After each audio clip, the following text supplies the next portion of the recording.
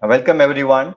Before I start, just a housekeeping point that if you have any questions, please start putting questions in a chat box as soon as you get it. Earlier we get, better we'll be able to address it during our discussion. And if we have time, we will take them up in the Q&A session. But if something is received at the end of the session, we may or may not be able to take it up. So just a request that everybody can start putting questions so that we can make it more interactive. With this, let me start the session.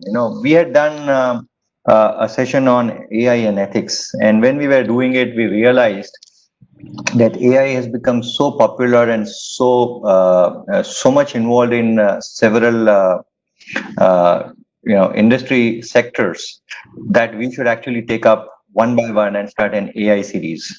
So we started our AI series this week. Yesterday we had AI session in a creative space in entertainment and film industry. It's very fascinating to see how AI is changing the whole sector. Today we are doing it on fintech and financial services, where we believe that AI is already changing it, but going further, it will actually even change much more. And then later on, we will do different series, which includes data healthcare and maybe some of the other industry sectors. Uh, you know, when you were looking at AI and looking at in financial services industry or fintech industry, right? I thought, hey, this is an interesting aspect, and we will see a lot of developments in future. And then when I started looking at it, I realized that already 32% of Indian financial services sector is using AI already right now, or some form of AI. Realize that the market currently is already close to $1 billion, and which is expected to actually cross $1 billion long ago, and expected to reach $7 billion in next 2 years. Uh, Total AI is likely to contribute in next 15 years, roughly about 15% of India's GDP. As per the Accenture analysis, it will add close to $1 trillion to Indian GDP. This is the kind of value which an AI will add, and hence we believe that looking at today where AI is actually there in fintech sector, and where AI will go from here. And then when we look at AI applications, we always look at the legal situation, and then we will look at the legal aspects of AI. So this is what we will cover in today's event. With this, I would first go to Ramana. Ramana, you have been working with several tech companies, and then now with leading a hedge fund. And so you have experience both on looking at tech, machine learning, AI, and other technologies, how it is applied in financial services industry. Can you give your experience of where technology, and in particular machine learning, is used today in financial services industry, and how do you see some of these things coming up? Absolutely.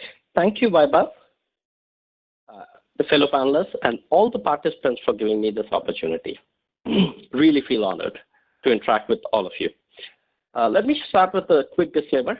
Today, what I'm going to share is purely based on my personal learnings. They do not represent Two Sigma, Google, or any other organization I've been associated with in the past. With that aside, so coming to AI, I absolutely believe I second Vaibhav's comment that AI is going to be a game changer. It's going to be the future, not just in finance, in several sectors.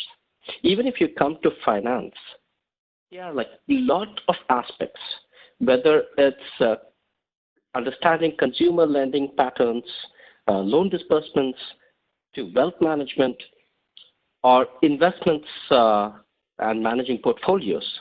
AI is having a mark across all these spaces through natural language processing or image synthesis using satellite imagery, etc. Specifically, my area of expertise or my recent work has been on investment management. In this space, you think of investment management as basically finding a signal in a haystack, a needle in a haystack, finding those micro and macro signals which can become the hedge or the edge over other investment portfolios. Now, as you can see, the haystack itself is growing at a tremendous rate. It's projected to cross over 100 billion devices worldwide in the next 3 to 5 years. Data itself is growing at 30% year over year. With this kind of exponential nonlinear growth, you need more computerized, more automatic, more algorithmic techniques to understand the patterns. And these patterns can be supervised through supervised learning or semi-supervised or clustering, whatever technique you identify or apply. It's all about finding the patterns in this huge haystack of data. So let me give you a specific example. I picked this example in view of the recent COVID-19 situation. As you know, US is one of the major importer of pharmaceuticals. And the top countries which are exporters of pharma or drugs are Ireland, Germany, Switzerland, India, etc. So if you just take this example and try to picture in your mind the demand and supply of this industry. If you take on the demand side, the GDP of the supplying countries, like take India, for example, the GDP of India, the age of citizens, the cost of labor, the labor costs, corporate benefits, tax rates, all these can attribute to the supply. And all these, think of it like as spokes into a neural net, which can have a weighted algorithm to see how's the overall supply going to be. And when you come to, again, the demand side, you can see how pandemics like COVID, weather conditions, again, the age of citizens, rising costs of healthcare, all these factors can give you weighted signals on how the demand is going to be. The delta between the demand and supply can be algorithmically computed through this neural net. Actually, if you see this example in action, it's no different from the same neural net what Google uses for its search engine, or Uber uses for matching its drivers and riders. It's pretty much the same data model that can be applied in finance as well. It's a little more targeted. That's just one example of how machine learning can be applied to finance. And again, this haystack comes in heavily denormalized way. This whole finance space itself is changing its paradigm. In the past, finance has been more based on fundamentals like SEC factor filings or 13F holdings or the price movement. But now if you see, there's a lot of what we call as alternate data, from satellite images to Twitter signs, Twitter posts. All this data has to be better normalized. And that's where machine learning and AI can help. And I think this is a fantastic opportunity in the finance sector, where machine learning can have a tremendous impact. We are already seeing signs of it. Like Vaibhav mentioned, already 15 to 30% of investing just in India have some kind of a dependency on AI and machine learning. We are already seeing robo-advisors, and this space is going to grow even further, in my opinion. Thanks, Ramana.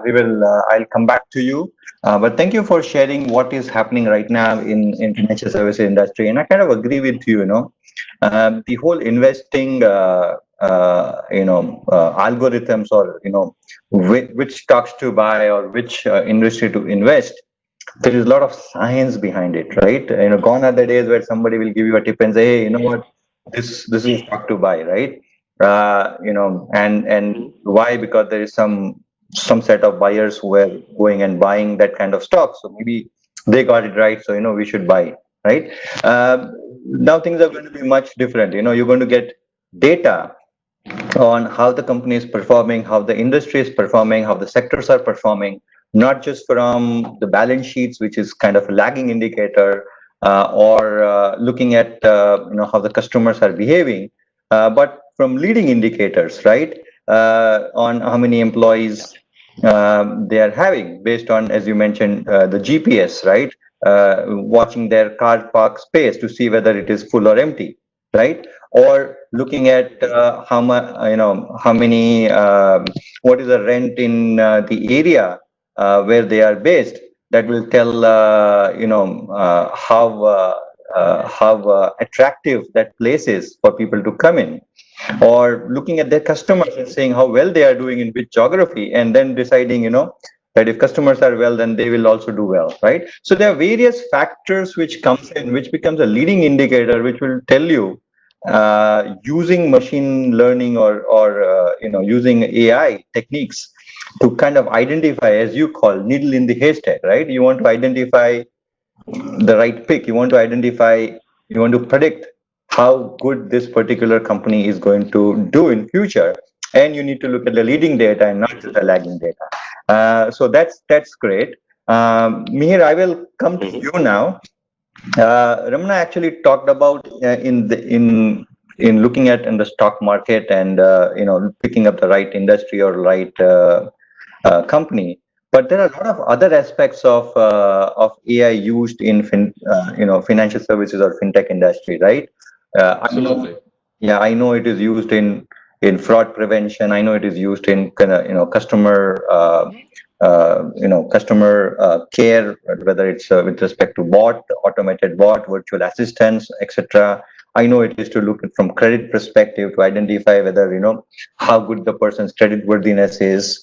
I know it is with respect to various other things which goes into the life cycle of fintech companies, right? So can you kind of add to what Ramana said on the applications which you see in your mind, in how AI is going to be useful in fintech industry? Definitely, Vaibhav. Thank you for the opportunity. I think it's great to be on this panel, and I think it's a topic which is very close to my heart.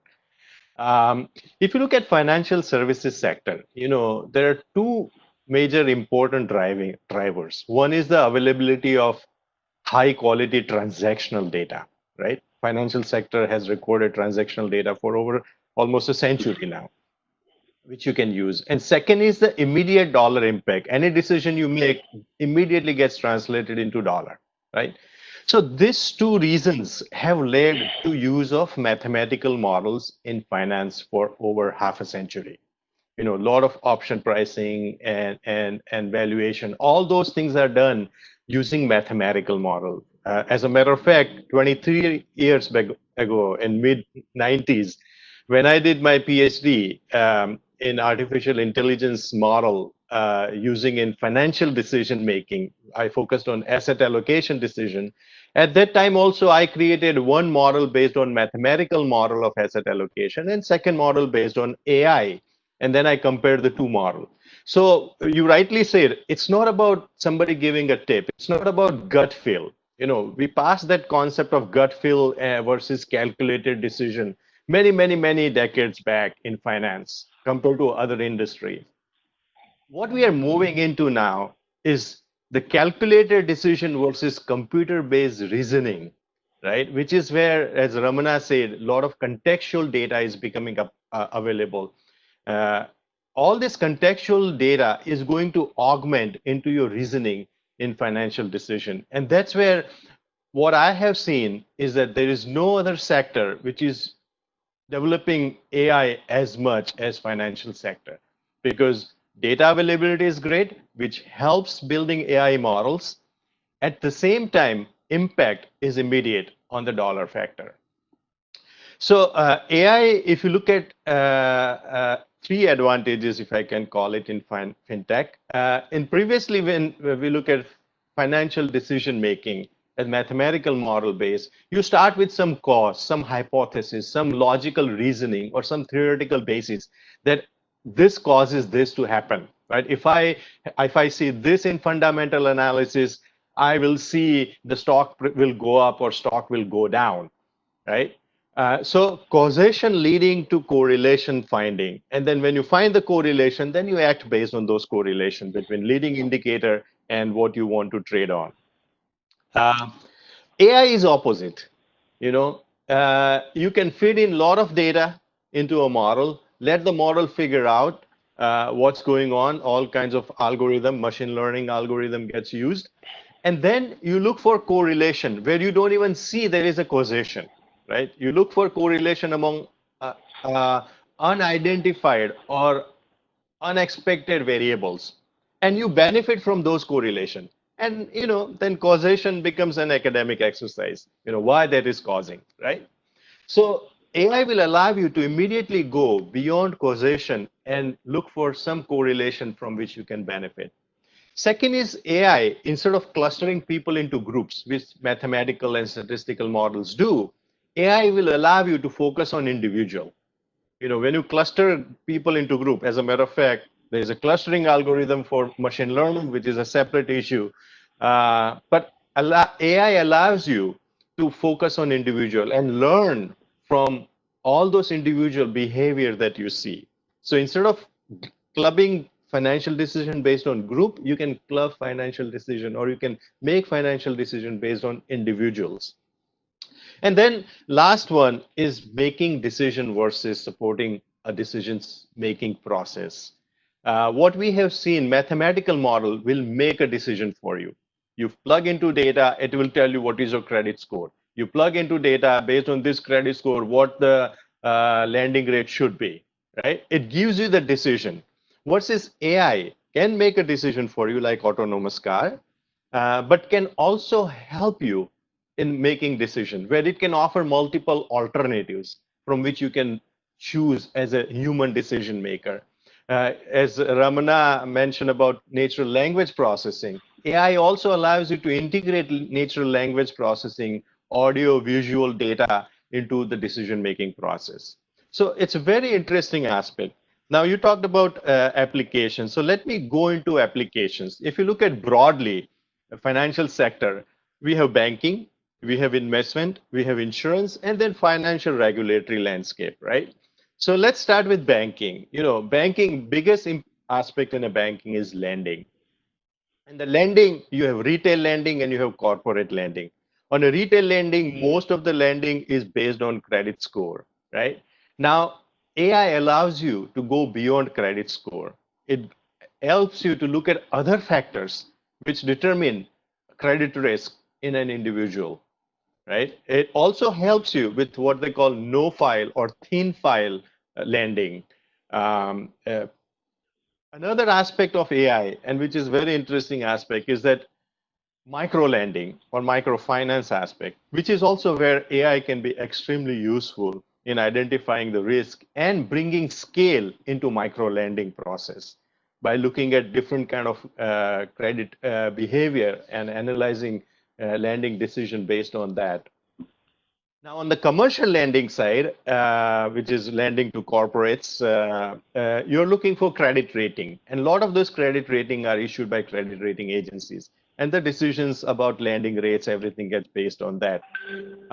Now, AI can also come into picture, and it help you go beyond credit rating. It can help you do automated stress testing of commercial entity, which allows you to determine within the nuances within renting or within credit rating and looking at lending. There are a lot of, especially if you've seen recently, there are a lot of companies which are high credit rating, but suddenly they went into a dip problem because of immediate change in economic condition. Now, how at that point of time, how do you separate good from bad? And that time you have to do the stress test. And that stress test takes time. If you use mathematical model, it requires a lot of other data versus automated stress tests, if you use with AI, can help you immensely in commercial lending. Another aspect in banking is payment transactions. Payment deals with the cash flow prediction, deals with the fraud detection and prevention. So AI can help you in the payment transaction. AI can also help you in customer churn. As a company, bank, you want customer to stay with you for a long time. So how do you predict what customers' needs are, financial needs, and what are their preferences, what are their risk profile?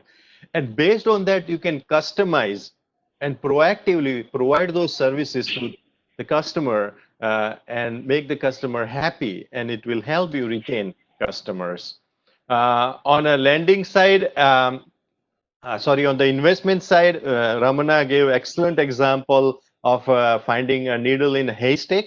In the secondary market, when you are trading, you're looking at, what they call efficient market and things like that, but they are not really always efficient, right? So companies have been doing algorithmic trading, which is typically based on technical analysis, stock price movement and all of those. Some companies are doing what they call fundamental analysis, looking at their filings with the SEC, and based on that, find data.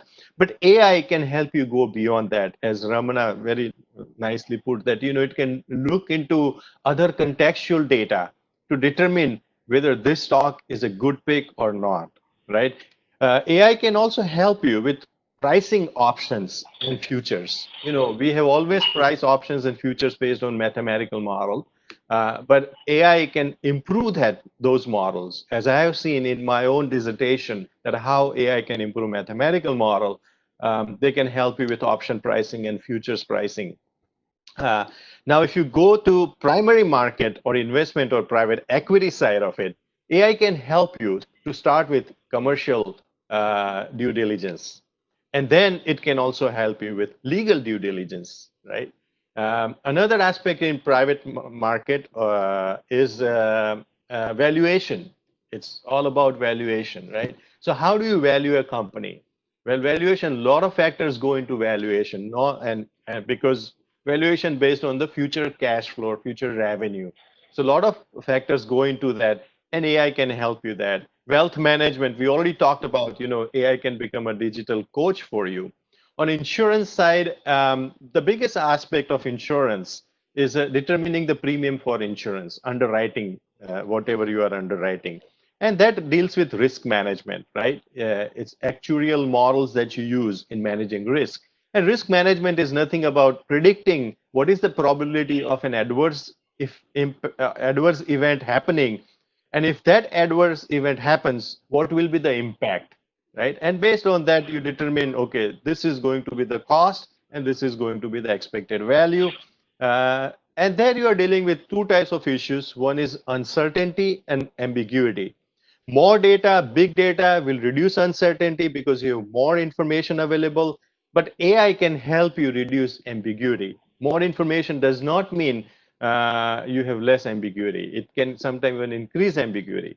Other than that, claim processing, fraud prevention, all of those customer experience with the insurance process, all of that can be helped using AI.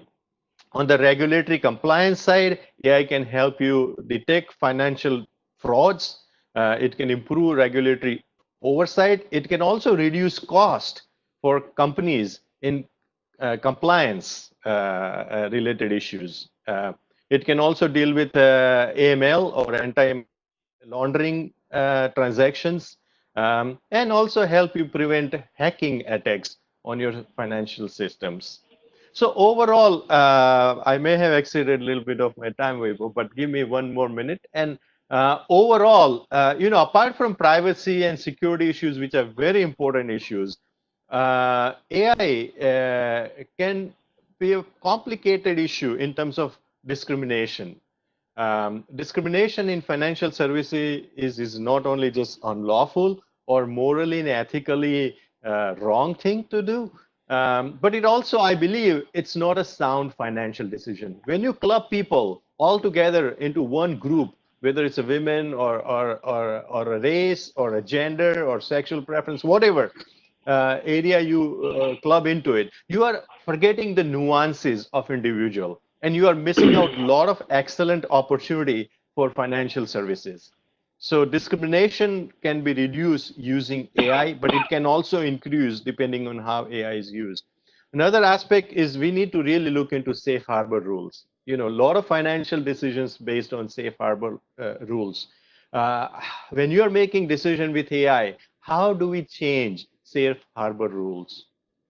And last is the penalty and liability determination when you are using AI-based model, right?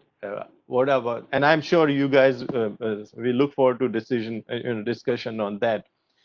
So I personally think that AI is going to be extremely useful, and one area that really is very passionate to me is the AI will have also integrate social impact of financial decision, not just commercial impact of financial decision, but the social aspect of financial decision into financial services decision making process, which allows the entire society towards greater upliftment without having risk of wrong financial decision. So those are my few points, Vaibhav. Wow. Thank you, Mihir. It's interesting. I think from what you said, it seems to me that it won't be AI in financial services, but it will be the AI replacing financial services, right? And you will have more AI than You could financial say that, services. yes. Because I think every aspect of financial services you mentioned, there will be AI running, and I agree with you, take insurance, for example. Mhm. Predicting how good this customer is or how healthy the customer is and what is the chance that he will fall sick.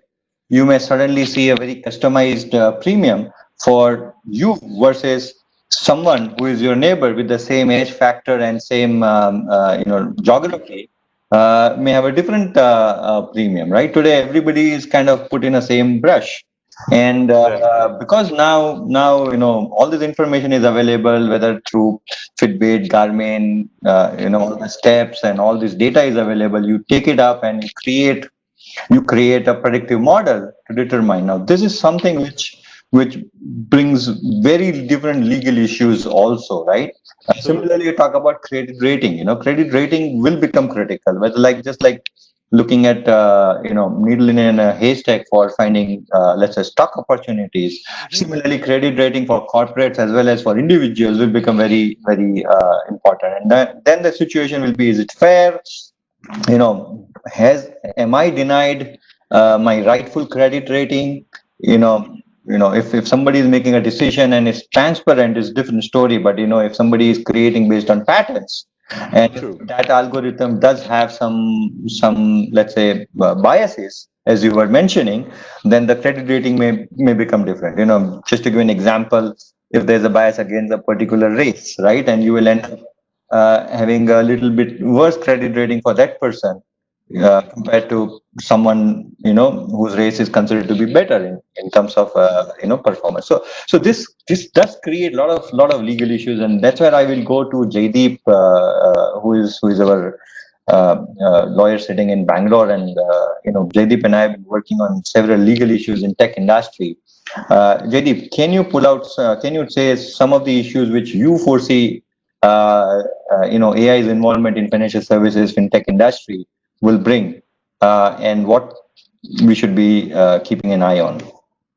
So I'm coming in, as Vaibhav said, I'm the lawyer in the room, of course, besides Vaibhav, but as a panelist, I would just want to draw a few threads that we can keep in mind while analyzing these various exciting applications that my co-panelists spoke about. And I would say the biggest threat that one can keep in mind from a legal perspective is, or even from a policy perspective, is if the AI is replacing a human function, that is a fundamental human function in the sense of human judgment, that is generally where the legal issues could arise. I'll illustrate with various examples under the three financial regulators, and primarily RBI and SEBI. But that's just a thread that we can bear in mind whenever we analyze the use of AI in any fintech application. Wherever it's doing a mechanical function or automating a process which is calculation-based or process-driven without much human judgment, those cases tend to be less controversial and probably call for less legal scrutiny. So with that, I'll just jump into a few of the issues that may arise. The Indian government has been looking at this through various committees. Niti Aayog has done a national strategy on AI.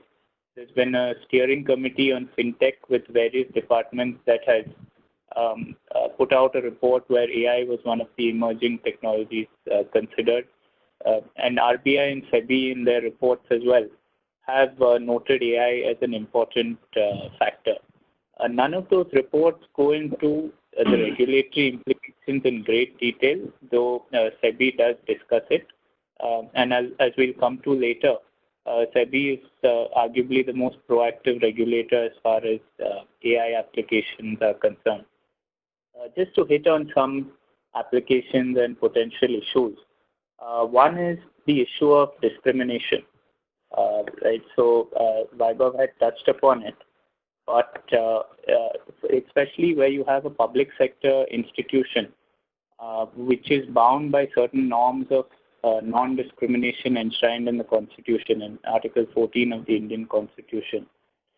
If you have an instance where it can be shown that some discrimination was done on the basis of race or caste or any other such metric, that may be a tricky ground where it may trip up an automated application. And this is not a far-fetched concern because it's already been shown that certain loan decisions by an American bank a few years ago ended up being biased against members of a particular race.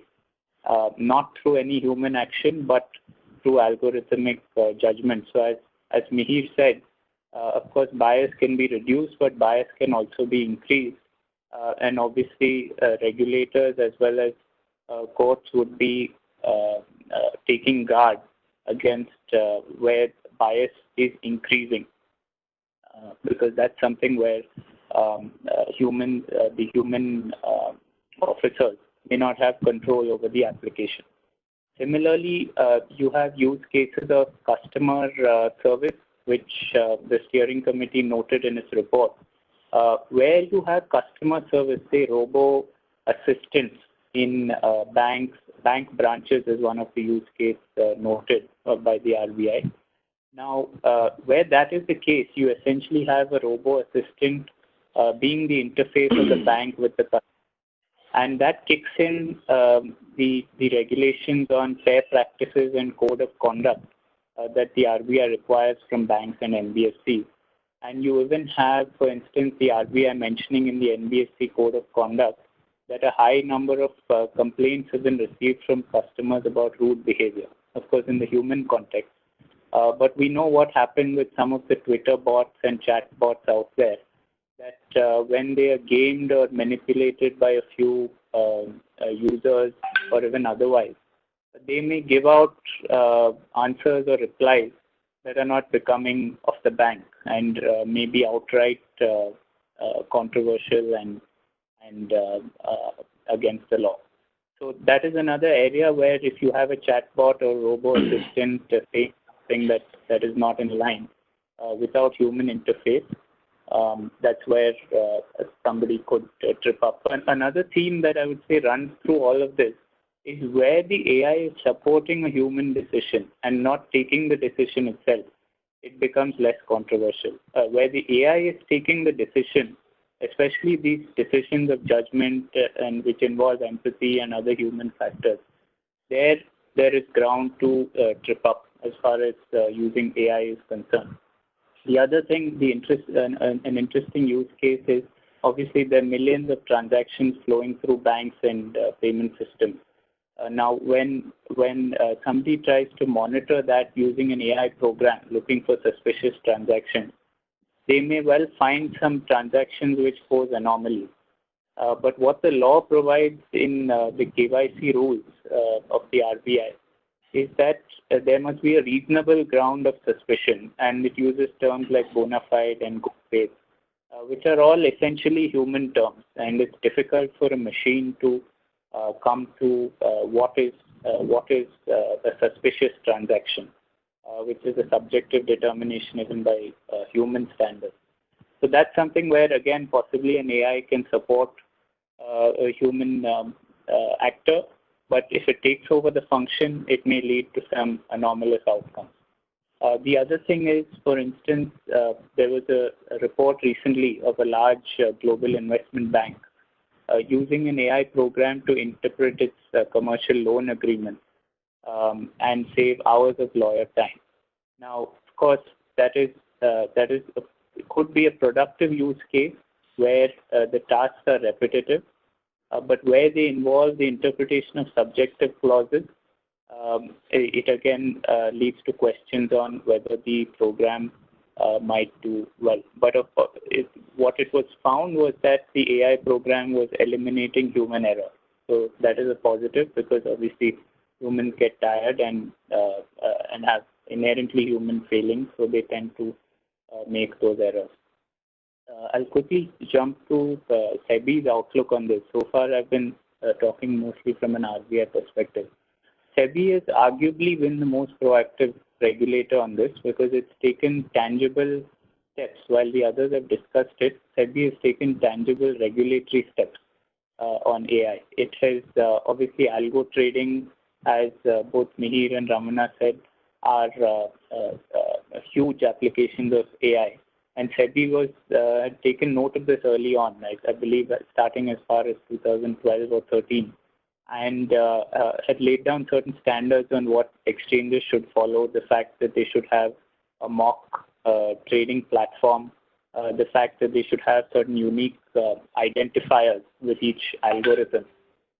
So SEBI has taken steps in that regard. The more recent steps it took were on robo-advisors, where it mentioned that investment advisors may use robo-advisors, but ultimately the investment advisor would be accountable for the decision. There's no prohibition, but ultimately SEBI laid down some conditions, and subject to audit, subject to keeping records, subject to, importantly, transparency, which Mihir mentioned, or I think Vaibhav mentioned, which is disclosure to the client on how the product actually works, so the client is able to make a fair assessment. And recently, SEBI introduced the requirement of reporting to all its market intermediaries, that is, stockbrokers, portfolio managers, investment advisors, stock exchanges. All of them are required to do quarterly, and the time period varies, but I think the most frequent is quarterly, reporting of how they are using AI and the detailed definitions and requirements and descriptions that have to be given on how a particular entity is using AI. On the insurance side, like Mihir mentioned, ultimately it's a question of price modeling. So it is a commercial decision with possibly less room of human subjectivity, but also you have certain compliance requirements, like you have to describe how the model works. And if you're looking at an unsupervised machine learning model, for instance, it's pretty much a black box. That is the term SEBI had used, which is why it called for reporting. But at least I haven't come across where the AI has specifically addressed this issue. So it will be quite interesting how it's going to be applied. I'll wind up with that because I think we're running close to time. Thank you, Jaideep. Thank you for telling how the regulators are looking at it and what they are doing. And these issues which Jaideep mentioned are over and above some of the issues which we have also addressed it in our AI session earlier, which relates to ethics, liability, and privacy data protection, right, amongst others. So, especially since this is financial services, privacy data protection is very critical, very important. A lot of AI actually is run on anonymized data. India is actually looking at anonymized data separately on whether they should actually be regulated or not. So that itself is in a discussion. But not necessarily everything is anonymized data. Especially if I want to create a customized program, we were just talking about, right? A customized premium for a particular person. Then I cannot just work on anonymized data. I have to actually work on real data of that person to come with customization, which means that privacy data protection becomes very critical. Since financial information is as the law stands today is a sensitive personal information. There are rules and regulations which people needed to follow, including in terms of how they collect the data, how they process the data, how they store the data, what security they need to use. Plus, when you are looking at global markets, you need to look out for global regulations too. So you need to keep in mind. Now, similarly, product liability also, it's very important because when let's say AI makes a mistake. Now again, in a simple words, right? AI is a technology which basically learns on data. More you teach, more better it becomes. But they will never say I am 100% accurate. They will always say I am 99% accurate, 99.9% accurate, 97% accuracy, which is considered to be a good accuracy. But when you are inaccurate, when you make a mistake, right? Who will be liable? Can you just put it on the machine saying that they made a mistake, or would it come to you?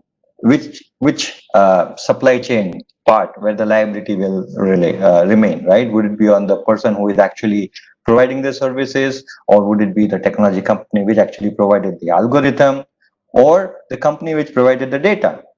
And again, we all know that the output is as good as input, and if your data is not good, if your data is bad, you get bad result, right? If a child is taught, given a wrong data, he ends up being a bad character. Now, if you have a bad AI, then again, who are you going to put hold responsible? So product liability issues are also there. But what is interesting is how regulators are going to look, especially in this space, things differently. I'm just giving an example. Something just occurred to me when Ramana was talking about needle in haystack, right? And he was talking about that you have 30% more data coming day in and day out, right? And how GPS and weather patterns and other data are, you will be able to predict how that company is going to do.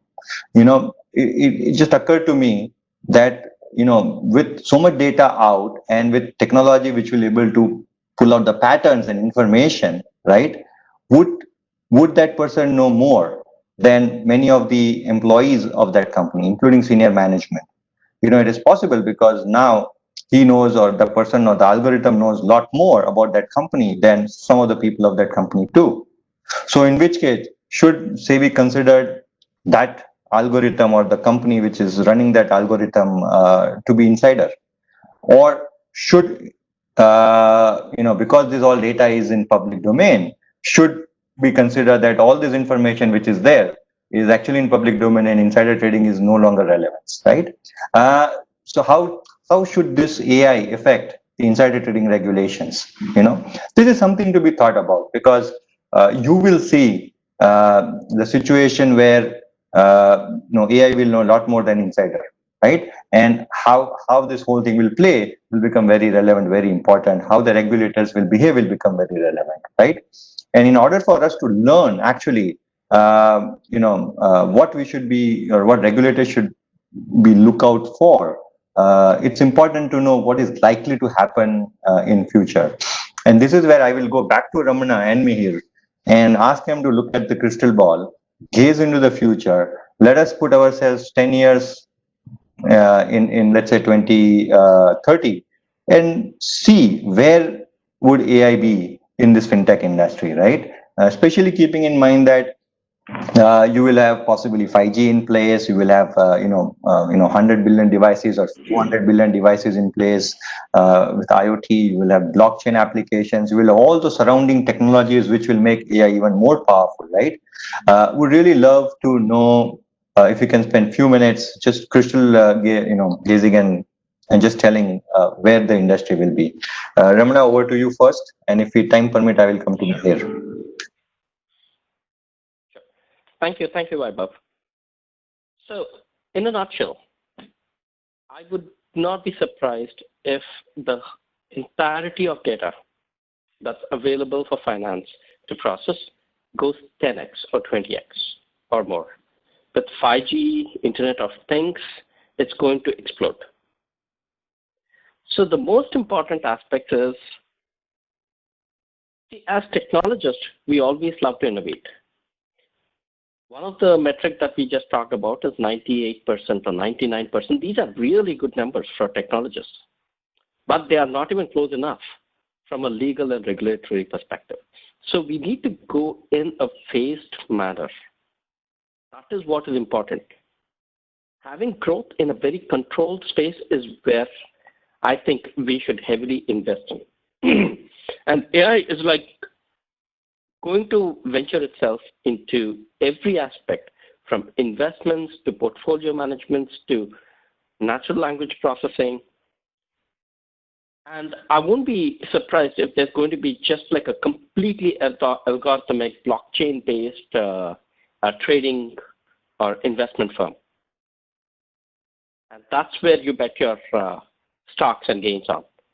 Okay. So that's a very, very good possibility of the future. So how do we regulate? How do we go in a phased manner? And how do we make sure our growth is compliant? Hello, can you hear me? Yeah.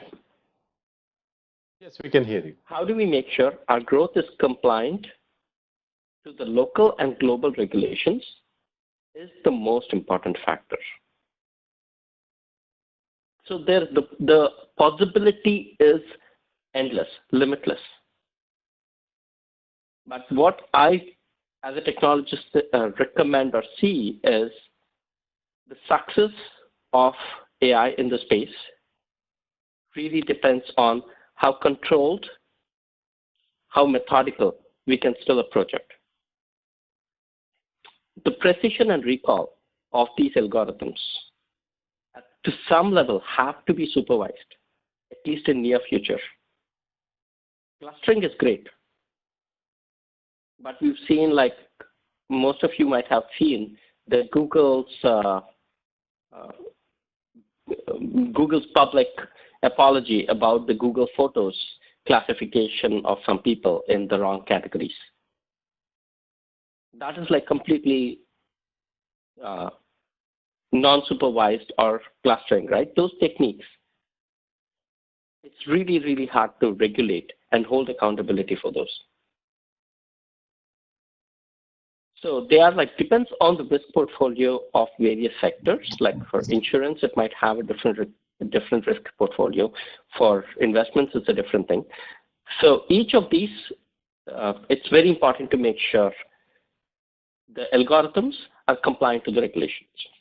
Thank you. Over to you, Vaibhav. Thank you, Ramana. Mihir, can you spend a minute or two on this topic? Sure. So, Vaibhav, just Ramana brought out very interesting point, and I just make one comment on that. How do you do it in a phased manner? This concept of regulatory sandbox is catching up, right? We can create a regulatory sandbox for AI in fintech, right? Government will provide more limited control setting, but relax regulation for testing out different AI technology in fintech side. And then see the data and see how things are evolving.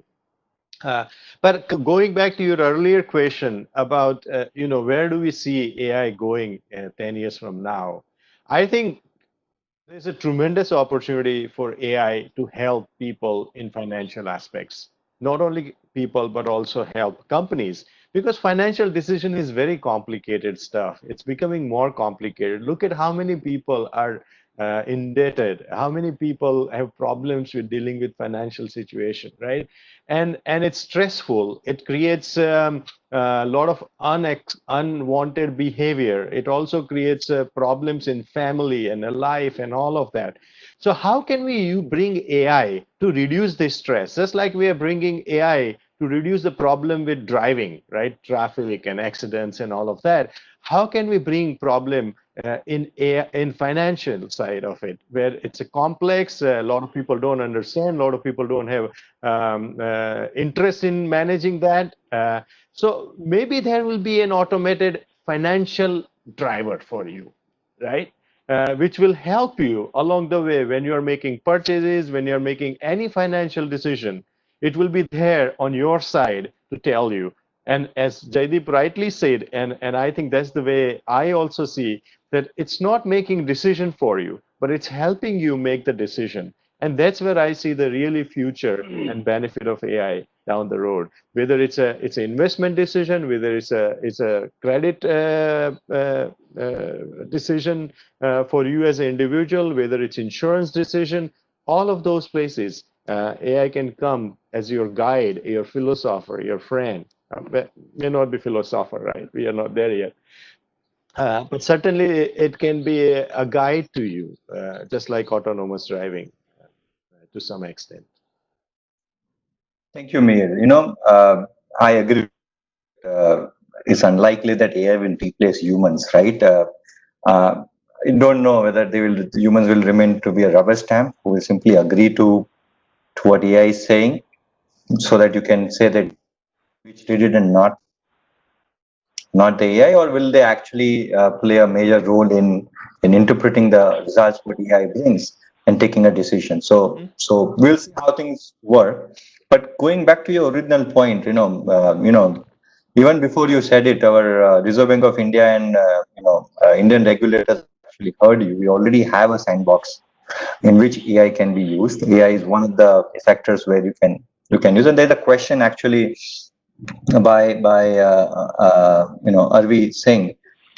In fact, the question is that if a startup is within the sandbox regulation and is using AI, if disputes arise, how will that be addressed? And just to answer Arvi, is that look, sandbox actually gives you benefit of not going and taking a license or not going and complying with the regulations which those regulators have kept with for that particular, right? So if you are going and doing it, let's say in insurance space, or if you're doing in a lending space, then it's an RBI regulations for which you may not need to take license and you need to comply. But that does not give you not give any immunity with respect to if something goes to the customer, if they sue you, right, for fraud or for under consumer protection or under privacy. I don't think that gives you any immunity there. So that dispute will be in exactly the same way as if you were not in a sandbox, right? So that, I hope that answers your question.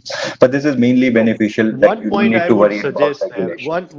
one correlation or one aspect is that we should look at this sandbox more like a clinical trial, right? When we have a drug coming out, right? You want to look at the efficacy of the drug. You do clinical trial. Now, the drug is not still proven, right? So what happens about liability? We can learn from that concept and bring into AI in fintech sandbox. Yeah. Yeah, and that is the objective, but I don't think at this point of time the concept has gone beyond the regulatory aspect, right? It has not gone beyond that. If somebody dies because the drug was not good, there still will be liability in as far as the sandbox goes, right? At least unless Jaideep, you have anything to add, I will move to other questions.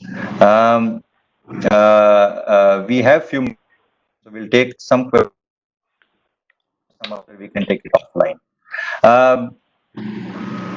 Jaideep, maybe you may want to take this. How can the methodology followed by robo-advisors be regulated? This is again by Arvi. So just to elaborate on what I said, SEBI had actually expressly noted this model of robo-advisors, and in some of its board minutes had proposed certain steps to regulate them. What it has said is that A robo-advisor can basically work under the umbrella of a registered investment advisor. So there's nothing under the investment advisor regulation stopping it. But there are certain conditions that it is recommended for investment advisors to follow.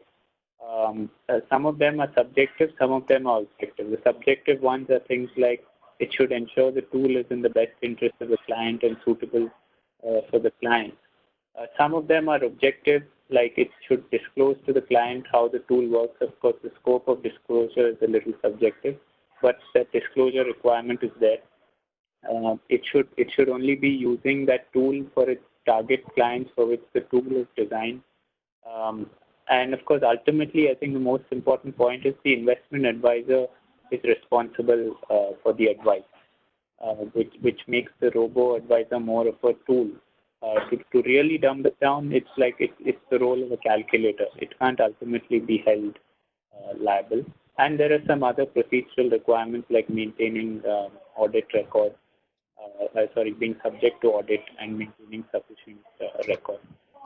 Yeah, thanks, Jaideep. Mihir, there is a question which I think you addressed it a little bit in your talk, but if you can just spend a minute or less on by question by C. Jain. His question is, what impact AI has on corporate finance activities like M&A and buyback?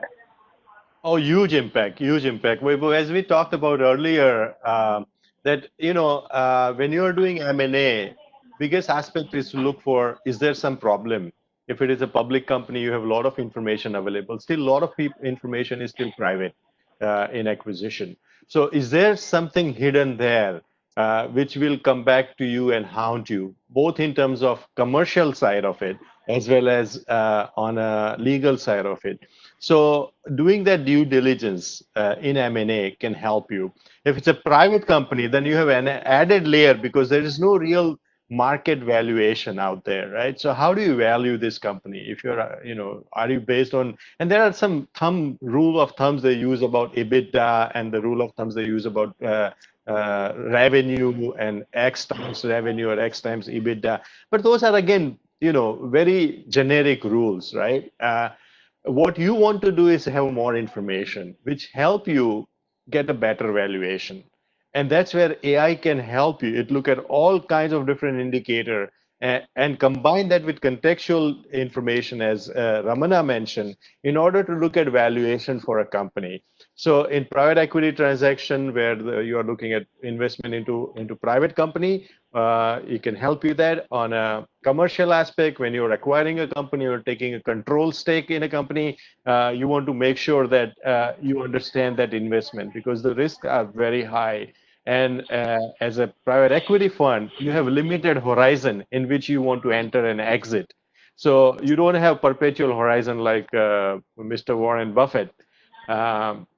So you need to come up with a better valuation when you are investing and improve that valuation when you are exiting. So in both cases, AI can be a great help. Yeah, thank you, Mihir. I think with this, there are still many questions and they're coming, and we will take these questions offline, whether with respect to social data or whether with respect to credit information companies, etc. But thank you so much for your questions. We are just run out of time, and I would like to see if Nishith Desai, our founder partner, he is there, and if he wants to just say a few words before we close. So I think it was wonderful, Ramana. Thank you so much. It's very useful as well. And I think this is a subject which is going to drive the financial life in the future. And as Mihir mentioned, it's both useful in the industry, but more importantly also to individuals to make appropriate decisions and manage their life. I think that's the most important message. I hope there would have been some time to take questions, but at the same time, I think we'll just call them separately. But I really want to thank you, Mihir. Great job. Jaideep, same thing. All of you have done a wonderful job, and all the audience, thank you for being with us today. Thank you.